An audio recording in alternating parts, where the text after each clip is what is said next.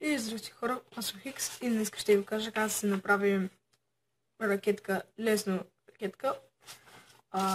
Ето така, няма шанс да ви покажа как лети, защото вънка не е хубаво времето. Така. Взимаме си един лист, обикновен лист А4 и след това го прегъваме на две, да стане правоъгълник. Така. Хубаво трябва да стане гладко. Така. Щом сме го направили това, така, го обгръщаме и издърпваме този край към правата черта. Трябва да е точно на нея. Така. И трябва да се получи тук да е остро. Така. И другата част също издърпваме. Пак трябва да стане остро. Опа.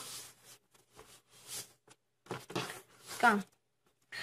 Щом имаме ето това, издърпваме това ето така към нас. Само че ето точно така. И не се получава ето това. Така. Щом имаме това, издърпваме ето. Сега да го покажа. Ето. Щом е така, издърпваме ето това. Горе-долу, близко до острото. Но не да е баш. А долу не трябва да е. Вижте се. Ето. Не трябва да е тъпо тук. Така. Сега ще ви покажа как стана точно. Другата част също го правим много близко до съседната. Така. Ето какво ни се получи. Така. Що не се е получило това, имаме едно остриенце ето тук горе.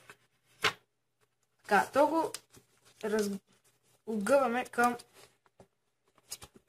нас. Така. И щом ни е станало това, го обгръщаме. Така.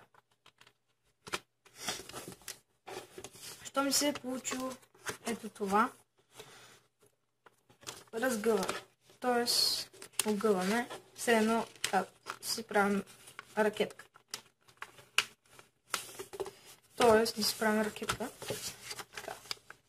Едната част е готова. И другата част също, точно колкото другата сме я огънали. И ни се получава ракетка. Хубава ракетка.